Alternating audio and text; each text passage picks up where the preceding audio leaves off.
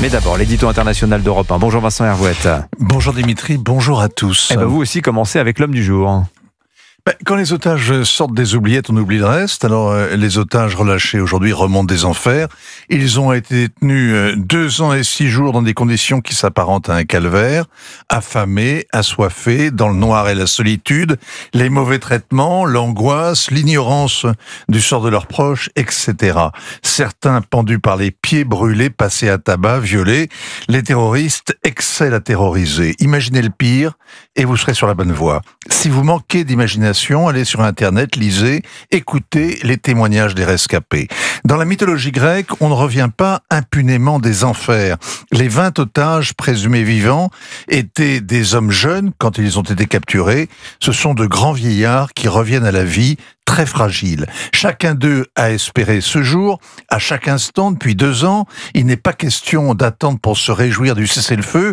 Profitons-en. Donald Trump doit s'adresser à midi à la Knesset, rencontrer les familles. Sans lui, les otages ne seraient pas revenus à la vie. Il vient cueillir ses lauriers et il a raison de se presser de le faire. Ces libérations sont une délivrance pour Israël. Ça ne veut pas dire que cela facilitera la suite. Et donc il faut se réjouir sans se bercer d'illusions, Vincent. Pour les captifs, la parenthèse ne se referme jamais. Une partie d'eux-mêmes restera dans les tunnels. Pour la société israélienne, leur retour va raviver le traumatisme. Il y a l'euphorie des retrouvailles. Et puis, l'amertume et même la fureur devant ce qu'ils ont subi. Au début du week-end, le suicide d'un survivant du 7 octobre qui avait vu mourir à ses côtés sa compagne et son meilleur ami a bouleversé les Israéliens. Il s'identifie à son malheur comme si le pays restait en état de choc. Sur le plan politique, ces libérations sont payées cher. Parmi les 2000 prisonniers palestiniens relâchés aujourd'hui, il y a 240 détenus, dont des terroristes couverts de sang, mais aucun responsable palestinien qui pourrait incarner une relève politique. Ouais, et la situation sur le terrain à Gaza, Vincent, a de quoi inquiéter.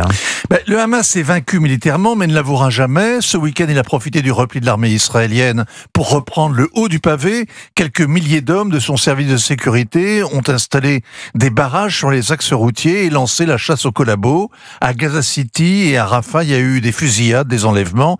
L'organisation règle ses comptes avec les clans qui ont passé des accords avec les Israéliens. Ça prouve que les islamistes se battront pour garder l'emprise qu'ils exercent sur l'enclave. Leur porte-parole affirme d'ailleurs qu'il n'est pas question de désarmer tant que l'occupation perdurera. Il trouvera donc toujours un prétexte pour justifier la lutte armée. C'est exactement la stratégie du Hezbollah au Liban. 1 an après la mort de son chef, la milice chiite n'a toujours pas livré ce qui lui reste d'arsenal à l'armée libanaise. Elle continue de menacer l'État et d'empêcher Beyrouth de se relever.